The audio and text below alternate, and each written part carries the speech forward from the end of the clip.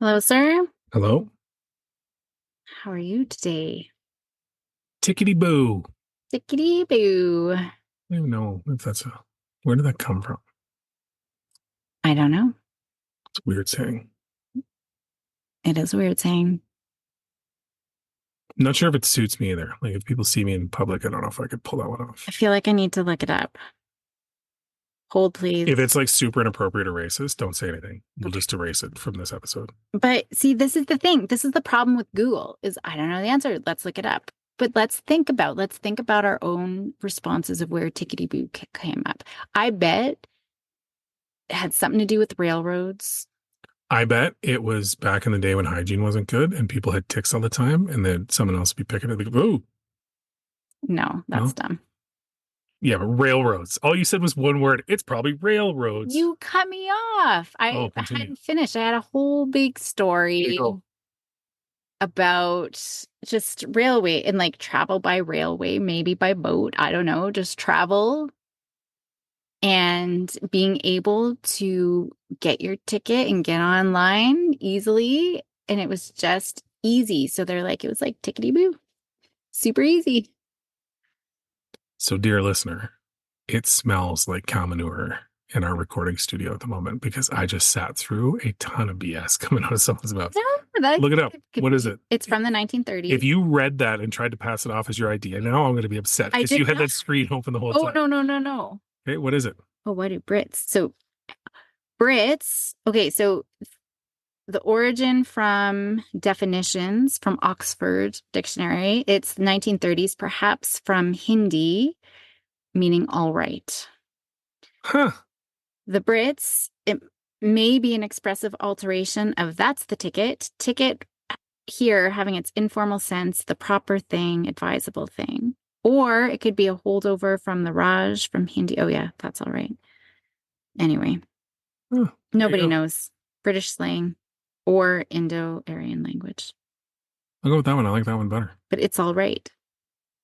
I didn't, but we were using it as like super easy, right? Tickety-boo, or everything's like going on. Yeah, everything's great. Yeah.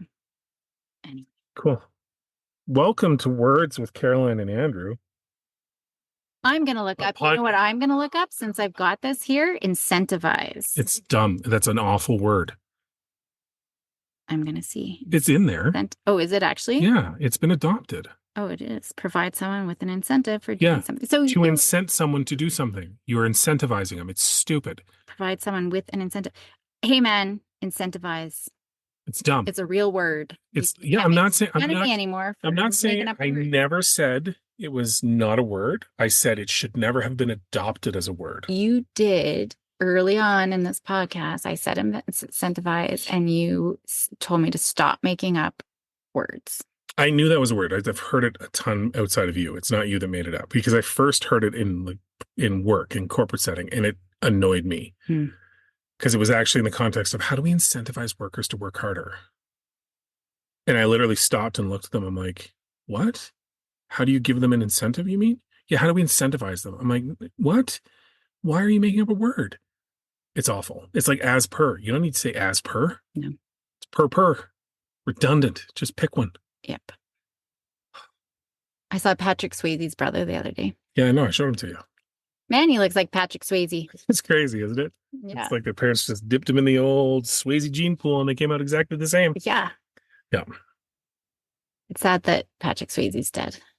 Did you know that before I told you? I feel like I might have. It's always still a shock to me. And there was somebody else recently too. There's been a few. Like, what? They're dead? Not that I always make this up, but it is a big thing. Like, I know that I'm getting old because my parents always used to talk about so-and-so died. I'm like, who's that guy? But now it like happens all the time. And then it's really sad. Yeah, because it's your youth dying or some person. Is Olivia Newton-John dead? She is. Hey? Yeah. Oh, there's someone recently I was really sad about, though. I'm sad about her. But I think I knew her. And I don't know. Was it cancer? I think so, yeah. So, fun fact. Ooh, that's a segue. Drinking more than 2 drinks a week increases your chance of cancer and other problems like gazillion fold. Shout out Huberman Labs. Yeah. Yeah. It's I don't doubt it. I Yeah. don't doubt it. It's not good. I'm saving my brain, man. I'm going to live to 120. You won't remember any of it though. Ah, that's true. Dude, you don't remember yesterday. I know. It's so bad. My We're gonna be memory. like 51st dates soon. I'm gonna have to record some quirky little video that you watch every morning when you wake up, and you'll be like, "Who's this guy? What's this house?" We'll have to start over. We'll have to live in a houseboat, and I'll just remind you every day. It would be so sad if I forgot the girls and you. It would be really Yeah, sad as thanks for well. the throw in there. Thanks for that. Really appreciate It'd that. be so sad though. Oh, maybe not for me, but for sure. But it would be for me, right? I've always said if I lose mental faculties, just put me out in the woods. I'm done. I don't want to ever have to experience that. No, Okay, I'll put myself out in the woods. you won't know. You won't know any better.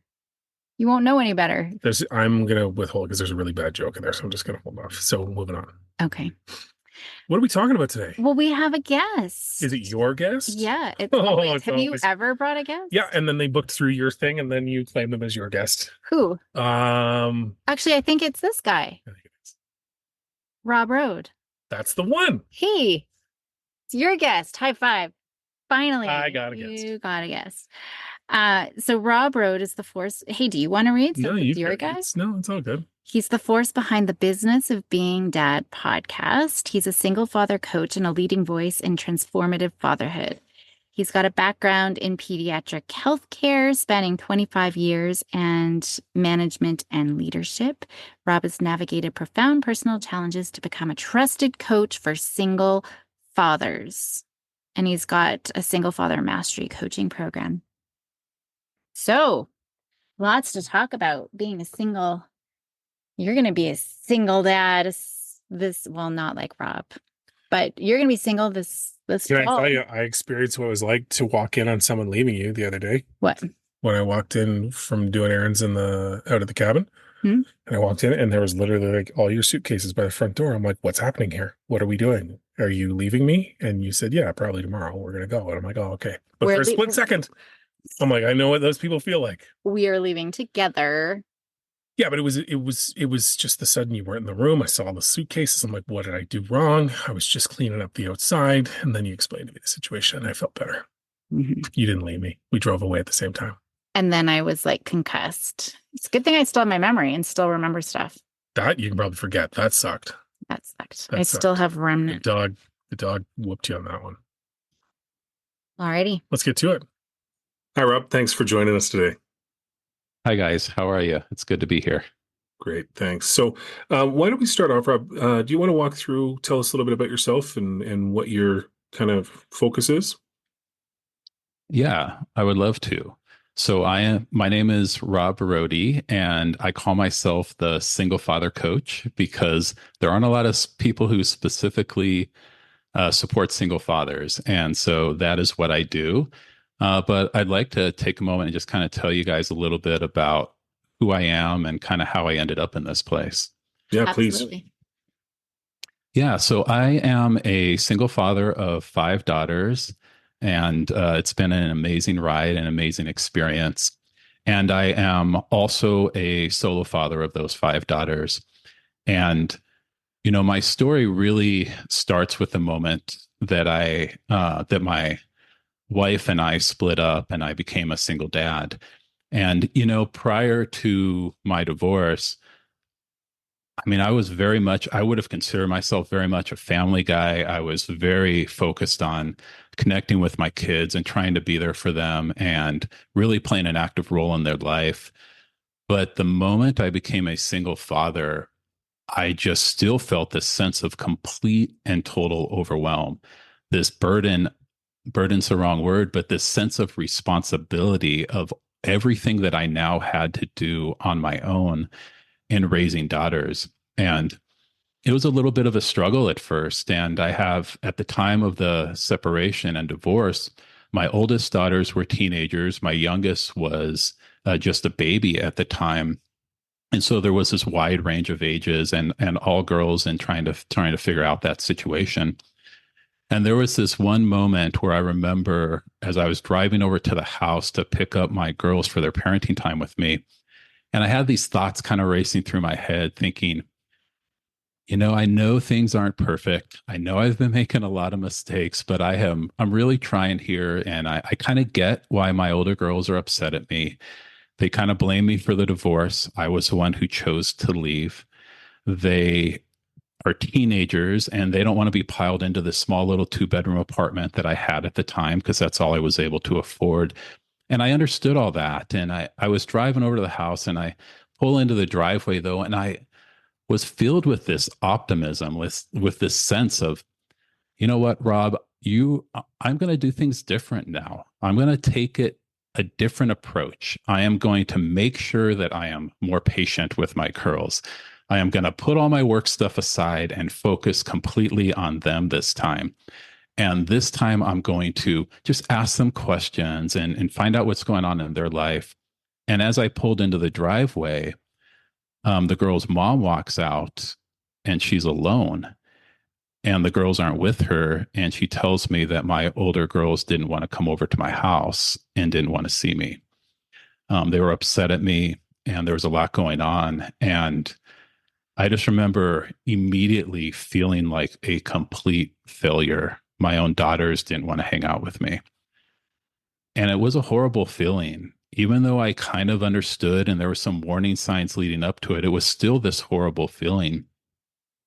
And then as I drove away, my younger girls did come with me. And as I drove away, those thoughts of feeling like a failure kind of morphed, as they often do for us as men, into anger and into this place of making excuses.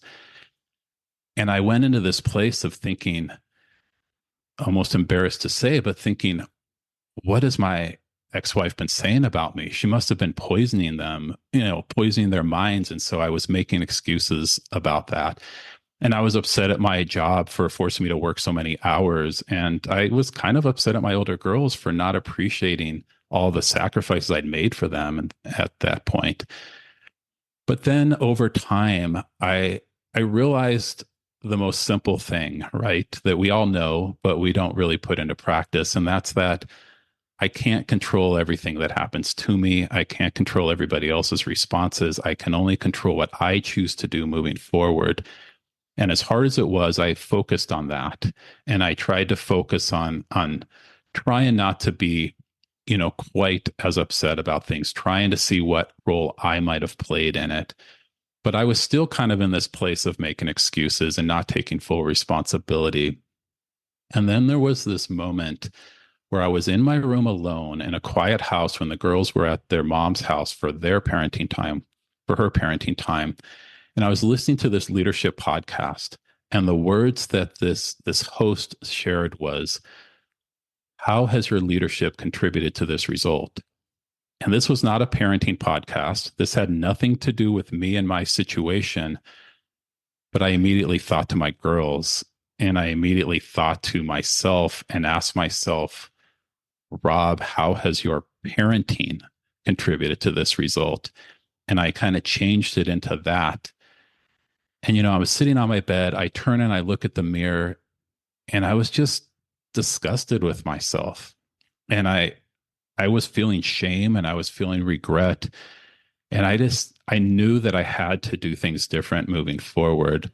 And so I began to make changes in my actions as I moved forward.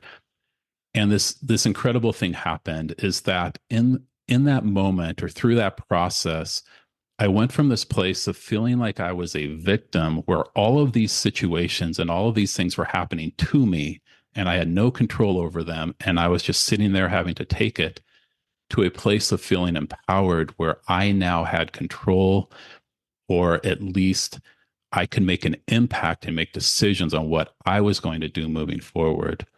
And so I learned everything I could. I just turned to podcasts, turned to books, went back to school, got my master's degree in leadership, read everything I could about leadership and about parenting and about raising boys, raising daughters, raising teens, raising kids, even though I didn't have small kids and I didn't have boys. I just wanted to learn everything I could possibly learn. And I started seeing that all of this stuff that I was learning was affecting my behavior and was affecting my actions and was affecting my relationships.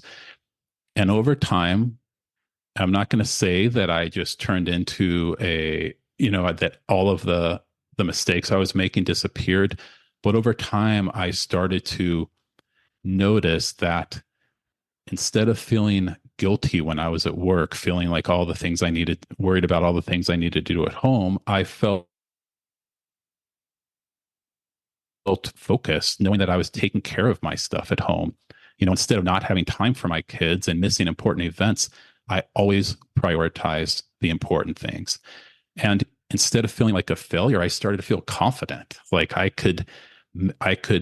was in control over my circumstances and I was doing the best that I could. And I won't say that my relationships with my oldest daughters turned the corner and they turned into these thriving relationships, but they started to mend and we started to reconnect.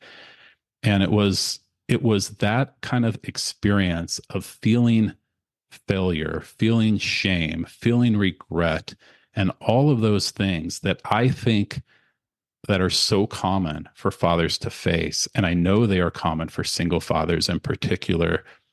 And so I decided to basically take all of these experiences, all of this knowledge, and create a program and resources and a business that was focused on helping the man that I once was and helping those individuals who are in that situation so that I could potentially help them get through it with support so they don't feel alone and they feel empowered.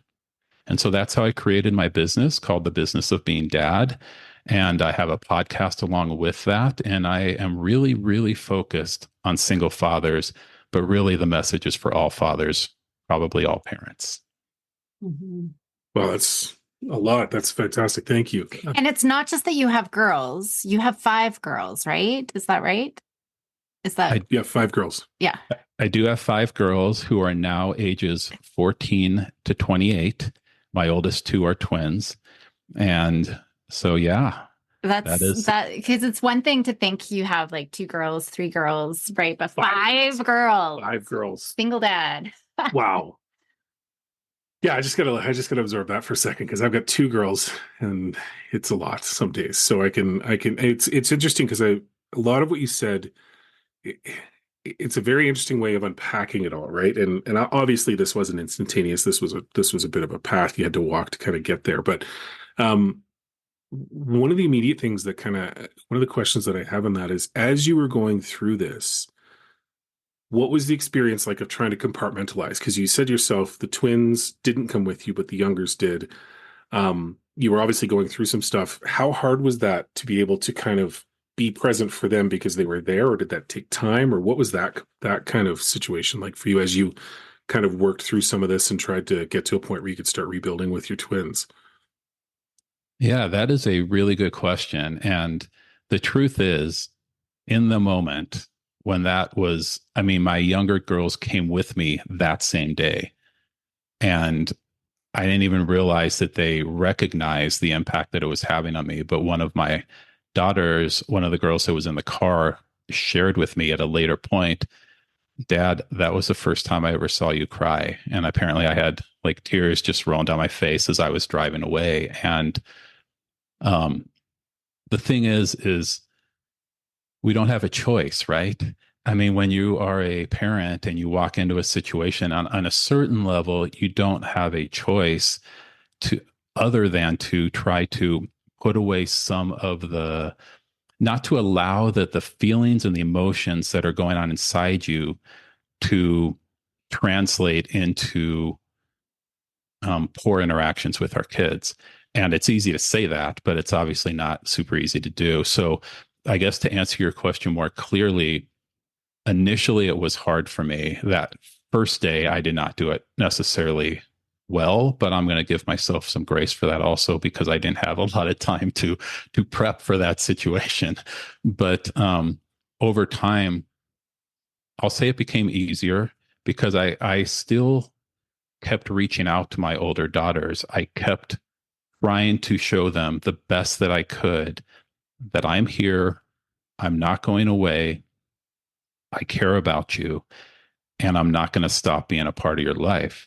I get you don't want to be a part of mine at this exact moment in time, but I'm not going to stop doing what I'm doing. And I think that like that effort of doing that gave me a sense of kind of purpose, with that situation still. Um, so I don't know how well I compartmentalized it, to be perfectly honest with you, but I feel that I've always been able to kind of put that is one thing that I've been able to do reasonably well based on my background in healthcare. And, I'm not sure if I already shared that, but I have over 25 years of experience in healthcare prior to this, and working at the bedside at children's hospitals, seeing horrific things happen. And I've kind of learned how to take events that are happening and the emotions with that and put them kind of in a corner and then kind of regroup and step away into a different situation. I think I feel like we need to have a 5-part series here because I have so many questions and so many different avenues, like co-parenting after separation and Yeah.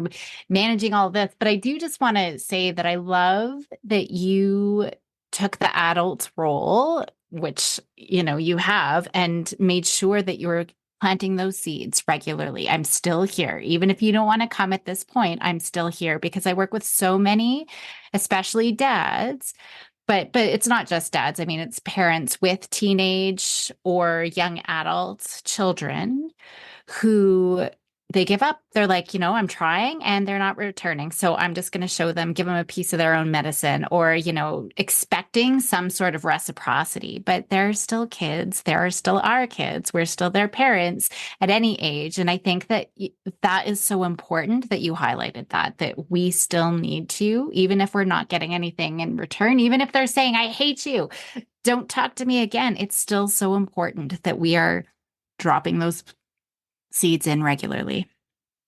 Yeah. Well, I appreciate you saying that.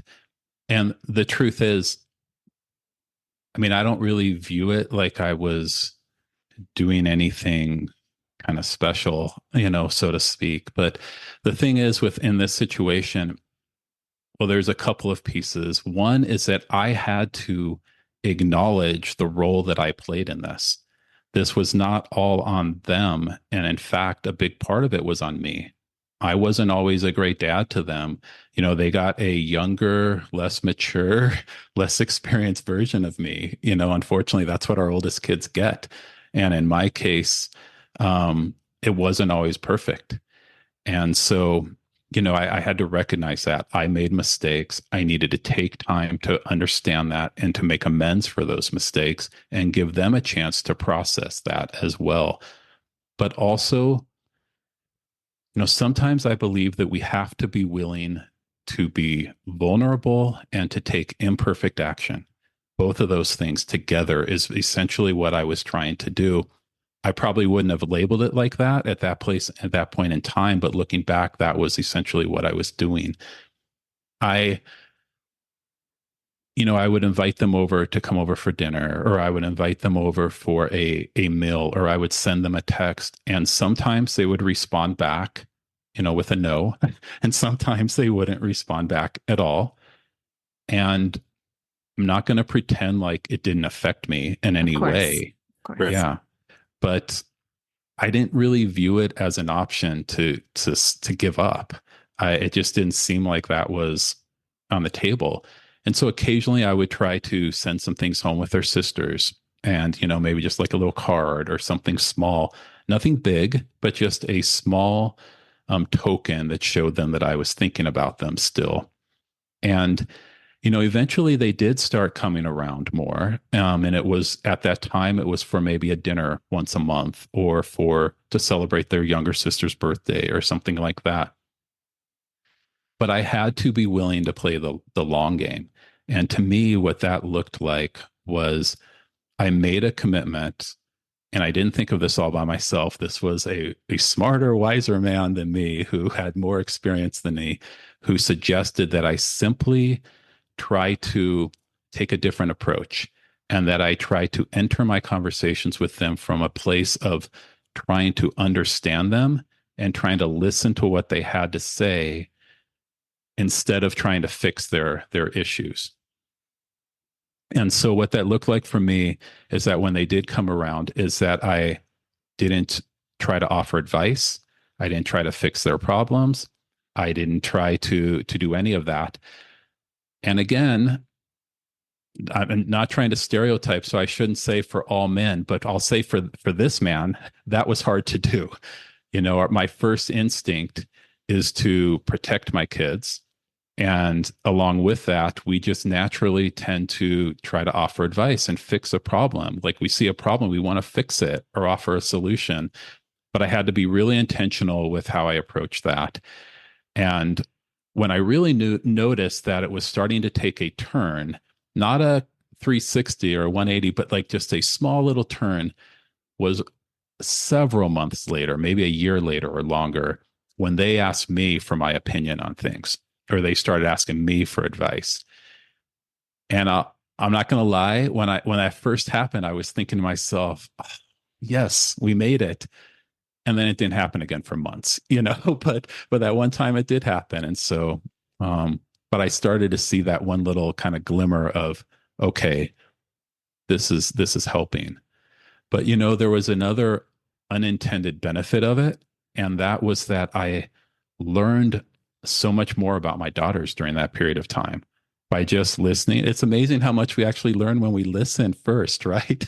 And I learned so much about them. I learned their style of communication. I learned the way, kind of like their body cues, and I learned the things that were really important to them. And it hurts me a little bit to say that I didn't know that before, but I didn't. And I learned it kind of during that time and during that process. So, on a certain level, I'm thankful for that and for what I actually gained from that as well. Well, and that's what we talk about on our podcast all the time is listening, listening, listening. And even families who come and see me, I am teaching them how to communicate and not communicate, to listen, how to actively listen to our children. It's not about fixing and making them feel better and lecturing, and it's about listening. And if you can master that, you've got parenting, like the hardest part of parenting under wraps, right? Well, and that was something that we've talked about how I struggled with that for a long time because that was my default, right? Whenever there was a challenge before the kids even showed up, I was trying to solution it, right? And it's tough. And I think it's especially tough. And you've kind of touched on it a bit, is when you're in that moment of, the guilt that you've talked about, the burden of responsibility, just being upset, the natural course of action to me would probably be to feel like I got to get through this. So I got to fix it. I got to take care. Like I got to do something. And so the willpower to be able to just simply take a step back, focus on the girls that were engaging with you, and then, move a path forward to recreate that new path with the older girls.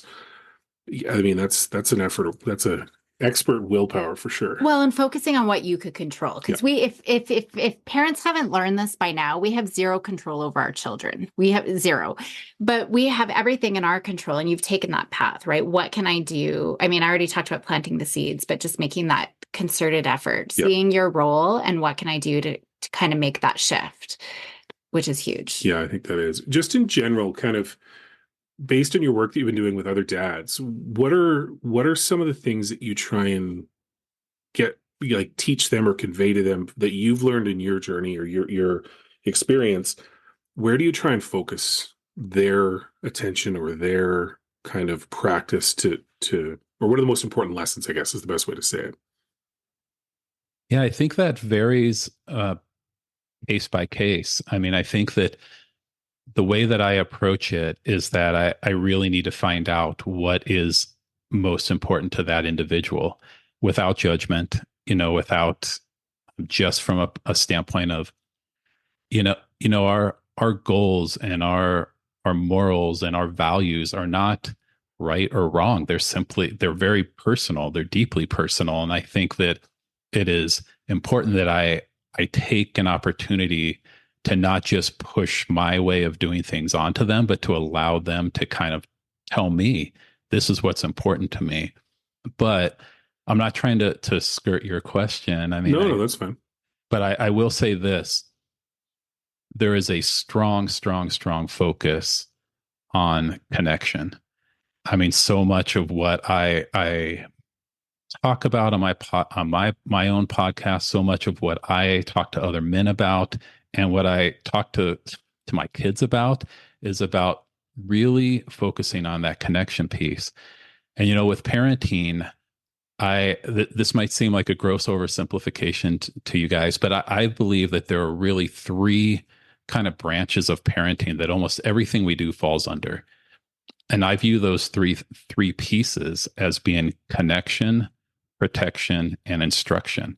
And I feel like almost everything we do falls under one of those three pieces.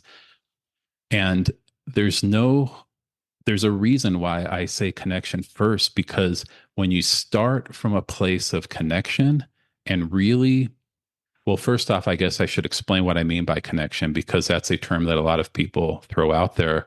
When I'm referring to connection, I am talking about that piece that allows us to deeply understand our children, much beyond just their likes and their dislikes, but to learn their body cues, to learn their expressions, to be able to tell just from being in the room with them that there's something off and there's something not quite right in that situation.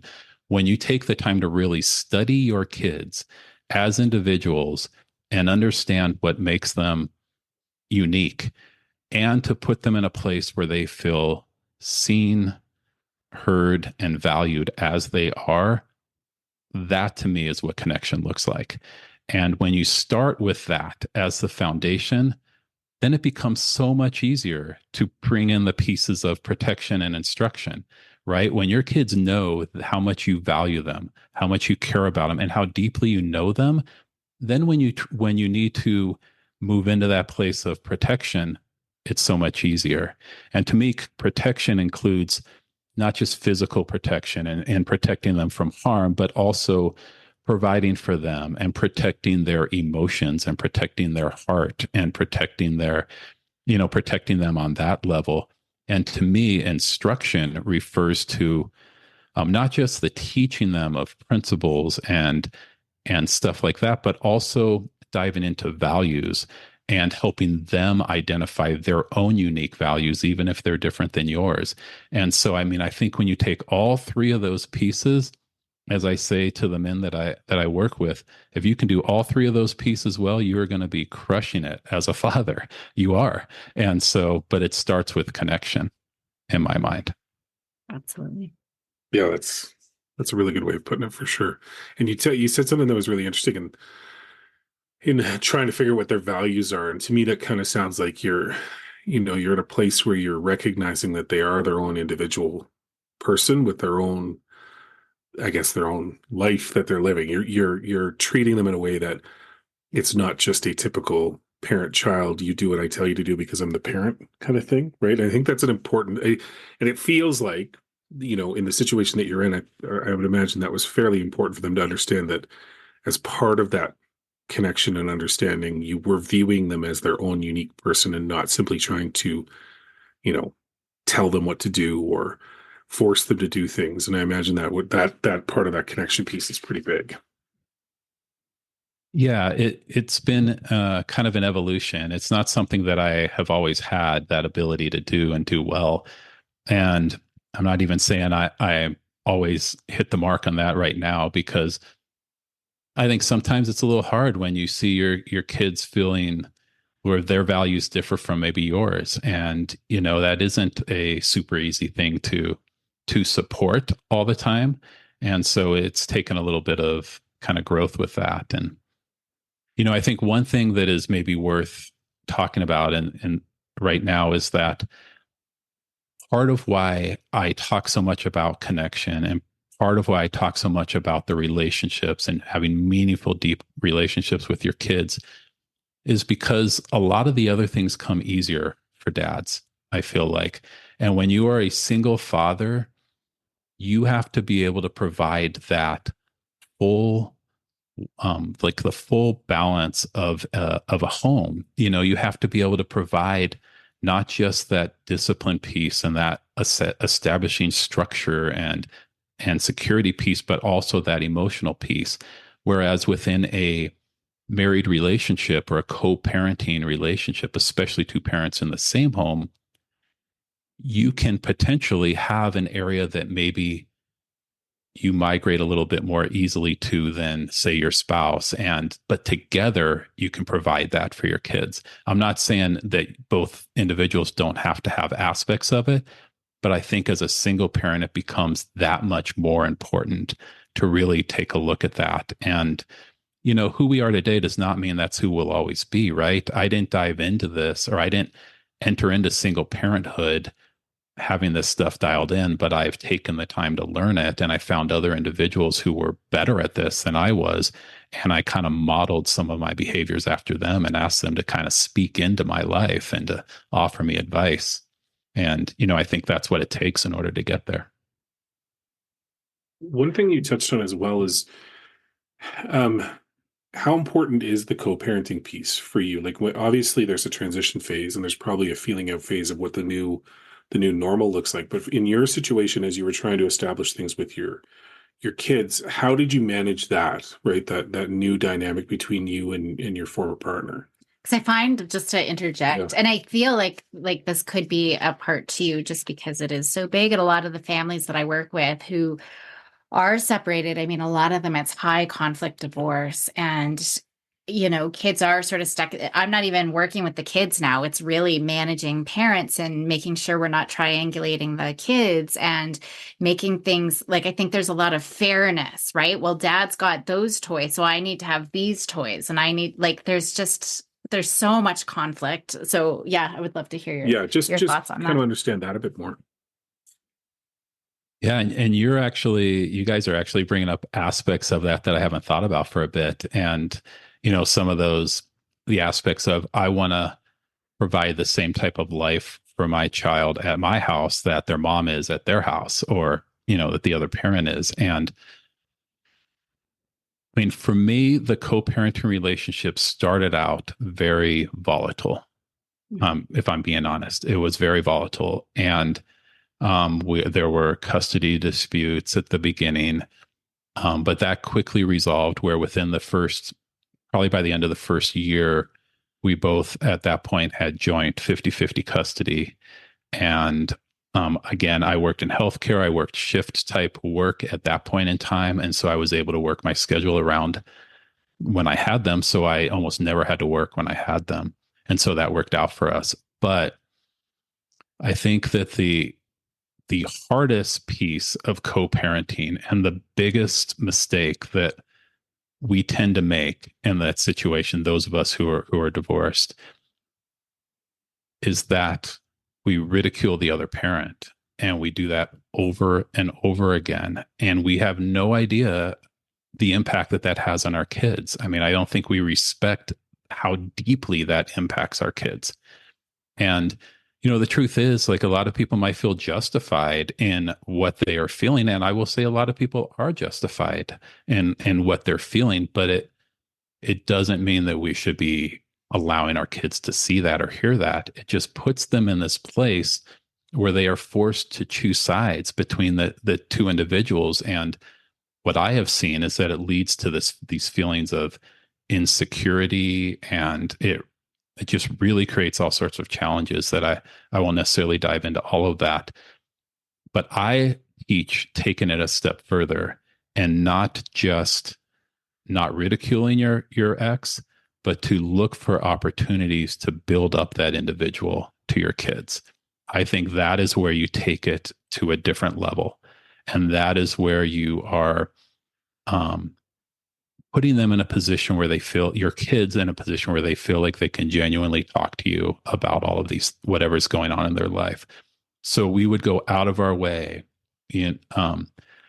Early on, I would take the kids out, and we would go out of our way to try to celebrate Mother's Day, and to try to make a big thing for her birthday, and to get her a cake. And, I would make sure that all of those things were done and taken care of. And my goal was simply to honor their mom. She's still their mom. She's still the mom of my daughters, regardless of what I might have thought, regardless of my personal interactions with her. And it didn't serve my kids well to be putting her down. And so that was the angle I took. I'm not sure if I answered your question, You did. but Yeah, no, that's And, good. and that's so important because kids, I do find, especially as they get older, they start internalizing. They don't come and share anything to either parent because it doesn't feel safe. And we don't want that. We want our kids to be able to come and talk to us about anything, but it doesn't feel safe, or they're trying to protect the other parent's feelings. And I mean, there's just this whole host of things that end up happening. And I do think that they start to see the parent, and I don't know for sure about this, but it's just in my, viewings, especially with my teenagers who start articulating things, they actually start seeing that one parent who's putting the other parent down more negatively. Right. And so, like, I think there's just so many different pieces here, but yeah, I think them feeling stuck in the middle. Well, and you touched on it earlier. Like it's the decision to play the long game, and the long game is about building a healthy environment and healthy relationships with your kids. And you can't do that if there's one aspect of it that you're poisoning repeatedly, right? You just simply can't. Yeah. And so I think that's that. You're bringing that negative energy. Yeah. Even if you're trying to project it on the other parent, it's really always going to fall at your feet, because how else can it go, right? So, this has been fantastic. Is there anything in particular that we haven't touched on that you want to bring forward, or you want to make sure that you have a chance to kind of share with people? Um, there is one other aspect. Well, there are a lot of aspects that I'm passionate about. I'm passionate about everything having to do with single fatherhood and raising kids. But there's one thing that I teach that I think is a little bit different than what others teach. And you hear over and over again about how important quality time is, quality time, quality time, quality time. And I get that. And I believe that quality time is important. But I think we undervalue the importance of the quantity of time that we spend with our kids. And this is why, is that especially as our kids get older, we can't kind of fabricate or create these quality time moments. And we can't just say, okay, I am going to do this, and that's going to be quality time with my child. But what happens, what I define as true quality time, are those moments when our kids open up to us, those moments when we have those deeper conversations, those moments when, we laugh uncontrollably, or we are, talking about like their dreams, or we're talking about what truly matters to them, or they're opening up about this pain that they're experiencing, or these things that they're going through. And those moments do not occur when we plan a dinner out with them or a trip to the zoo. Those moments occur when we are simply present, when we are both present and we have created an environment where our kids feel safe and open. And that's when those moments happen. And so quantity time is so important in order to allow those quality moments to take place. And I think that we undervalue that, especially those of us who are busy working parents. We sometimes say, well, that's okay. I'll make up for it by having, planning this really, really big weekend or this really big moment. I get we're all doing our best, but I'm just saying, let's not forget about the quantity of time. We actually just recorded for this week, our podcast just about how to strengthen the marriage despite busy schedules. And it was that it's not that we go out and make sure that we carve out our monthly date nights. It's appreciating the small pockets of time. Like this past weekend, we had a terrible schedule. We're at the rink the whole time, but we found 10 minutes here. I mean, we're together the whole time. And in that whole time, we'd have 10 minutes here or 5 minutes there, these little pockets of time. And it's those little pockets that actually contribute to the strong relationship. So we talked about that very thing this week. Yeah. And I think that's important. It's a fantastic message to remind single parents, single dads, but I think it's important as well for people that are just simply trying to be parents as well. Like that's a consistent lesson. I think in your situation, when you're teaching single fathers, it's a great lighthouse right in the storm of remember this, but I think it's a good reminder for everybody of it doesn't have to be elaborate. Yes, you'll build memories when you do the big elaborate things for sure, but core memories and core feelings are built through that safe environment that you talked about, right? That ability just to be with each other and see what organically happens. For sure. Absolutely, for sure. And I just want to say something else real quick because I feel like I'd be irresponsible if I didn't mention this in regards to single fathers or single moms. I recognize also that a lot of times these men or women are in situations where they are fighting for more time with their kids. And I get that. And I don't want to undermine that or not be respectful of that. However, whatever time we do have, we have the ability to turn that into to just maximize that and to make sure that we're not busy. If we only have one weekend a month or every other weekend, we can do everything in our power to ensure that all of our distractions are set aside, that we have nothing planned other than time with our kids, and we can still figure out a way to try to maximize that time, just as you guys are talking about that you did with that 10 minutes here and 10 minutes there. Yeah. And being present without devices and not distracted. And all of that's important. And I know, I mean, I really have so many other questions. And I know that there's another piece of this story that we haven't talked about. We've unfortunately run out of time today, but whether it's on our podcast or on mine, which I would recast here as well, you have another piece of the story where mom died by suicide. And so there was that whole transition piece as well, from going from single dad to being solo dad, doing it all. So I'm sure that that's a journey. So we'll maybe leave that little teaser because I think that's a huge other topic that we definitely need to explore. Yeah, I think it'd be good to explore if you're up for it. Yeah. Absolutely. I would love to come on this podcast or the other one, either way. It's awesome. Okay. Yeah. For now, for today, where can people find you? Where's the best place for them to look you up and learn more about what you're trying to do? I think the best place to find me is on my podcast. It's called The Business of Being Dad. We didn't really talk about how I came to name it that also, but maybe we'll dive into that at a different point also. Absolutely. But I really talk about how we can adapt proven business principles into our family life in order to kind of up level our family life by doing some very, very simple things that are extremely impactful. But I would love for people to check it out. I have in the show notes, I have links to my website. I usually often I'll have a free download there as well. So I would love for people to check it out. That's awesome. Great. I know I will be. Absolutely. Yeah. Thanks so much for coming on today. Thank you. I appreciate it. This has been fun. Thank you.